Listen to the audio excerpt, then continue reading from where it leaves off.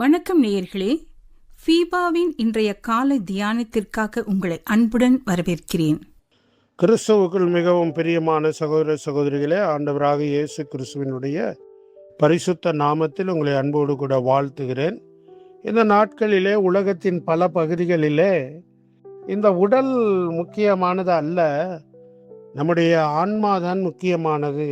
Even நம்ம இந்திய நாட்டில் அன்பு சகோதர சகோதரிகள் என்ன சொல்கிறாங்க, இறைவனை அடைவதற்கு 3 மார்க்கங்களை சொல்கிறாங்க. ஒன்று ஞான மார்க்கம், இன்னொன்று பக்தி மார்க்கம், இன்னொன்று கர்ம மார்க்கம்.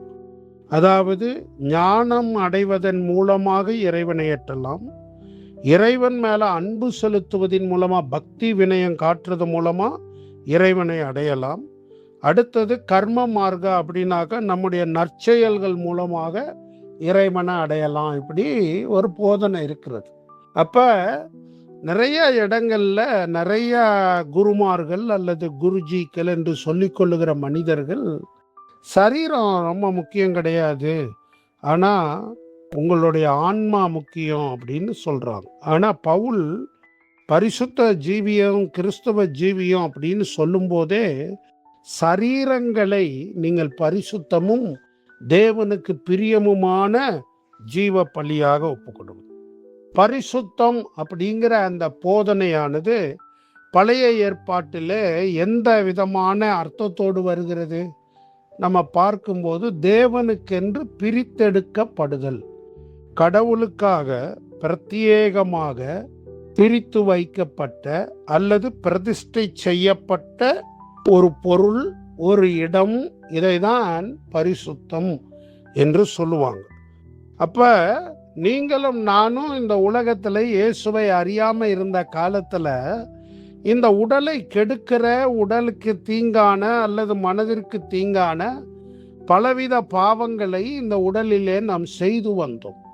இந்த பாவங்களிலிருந்து ரட்சிக்கிறதற்காக தான் ஆண்டவராகிய இயேசு கிறிஸ்து இந்த பூமிக்கு மனிதனாக வந்து பிறந்தார் என்று சொல்லி மத்தேயு 1:21 1 தீமோத்தேயு 1:15 பார்க்கிறோம். பாவிகளை ரட்சிக்க கிறிஸ்து இயேசு உலகத்தில் வந்தார். அப்போஸ்தலனாகிய பேதுரு அங்கே திரளாக கூடியிருக்கிற ஜனங்கள், சாலமோன் மண்டபத்தில் எருசலேம் தேவாலயத்தில் கூடியிருக்கிற ஜனங்களோடு இந்த சப்பானியாயிருந்த மனிதன் குணமாக்கப்பட்ட அற்புதத்தை குறித்து பேசும்போது என்ன சொல்லுகிறார்? வானத்தின் கீழே பூமியின் மேலே ரட்சிக்கப்படும்படிக்கு இயேசுவுடைய பெயரை தவிர இன்னொரு பெயர் பூமியில் இல்லை என்று தெளிவாக சொல்லுகிறார். ஆகவே ரட்சிப்பு அல்லது பாவ விடுதலை, பாவ மன்னிப்பு, பாவ விமோச்சனம் எப்படி கிடைக்கும்? ஆண்டவராகிய இயேசு கிறிஸ்துவின் வழியாகத்தான் கிடைக்கும். அப்ப பாவங்களை அவர் மன்னிக்கும் போது அவர் என்ன சொல்லுகிறார்?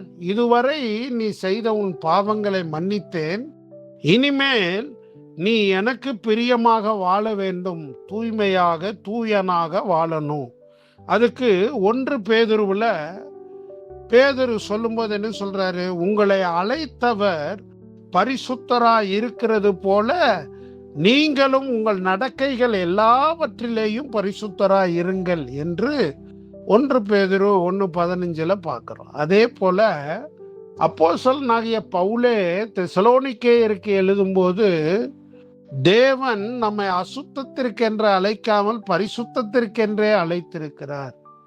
நாம் எல்லாரும் பரிசுத்தம் உள்ளவர்கள் ஆக வேண்டும் என்று தேவன் சித்தம் உள்ளவராய் இருக்கிறார்னு 1 தெசலோனிக்கேயர் 4 சொல்றத பார்க்கிறோம். ஆகவே நாம் பரிசுத்தமாக வாழ தீர்மானிக்க வேண்டும். நம்முடைய தேவனுக்கே பேர் என்னதுங்க? பரிசுத்த தேவன். எல்லா உலகத்துல எந்தெந்த தெய்வங்களை பற்றியோ மனிதர்கள் பேசும்போது நாம எங்கேயாவது ஒரு இடத்துல பரிசுத்தர் என்று ஒருத்தர் கடவுளை தொழுகிறார்கள் அல்லது ஆராதிக்கிறார்கள் என்றால் பொதுவாக அந்த பரிசுத்தருங்கிற பெயர் யாரை தான் சேரும்? ஆண்டவராகிய இயேசுவை தான் குறிக்கும், இயேசுவை தான் சேரும். ஆகவே நம்முடைய தேவன் பரிசுத்தம் உள்ளவர்.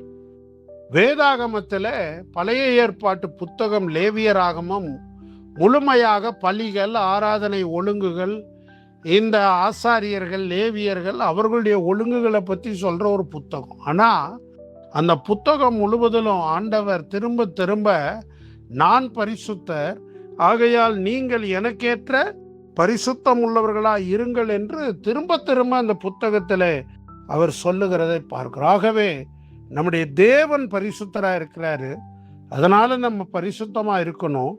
அதனால தான் பவுல் இங்க எழுதுறார், உங்கள் சரீரங்களை பரிசுத்தமும். ஸோ நம்முடைய உடல் பரிசுத்தமா இருக்கணும்.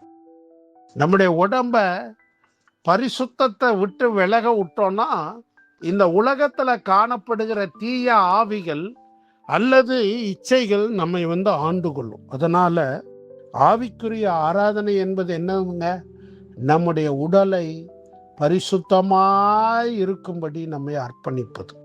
அதுவே ஒரு புத்தியுள்ள ஆவிக்குரிய ஆராதனையா இருக்கிறது. கர்த்தர் உங்கள் எல்லாரையும் ஆசீர்வதிப்பாராக. ஆமென். இன்றைய காலை தியானத்தில் பங்கேற்றமைக்காக நன்றி.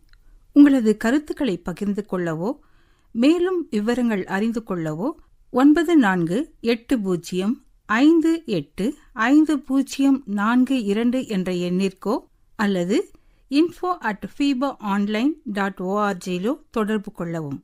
தேவன் தாமே உங்களை ஆசீர்வதிப்பாராக. ஆமேன்.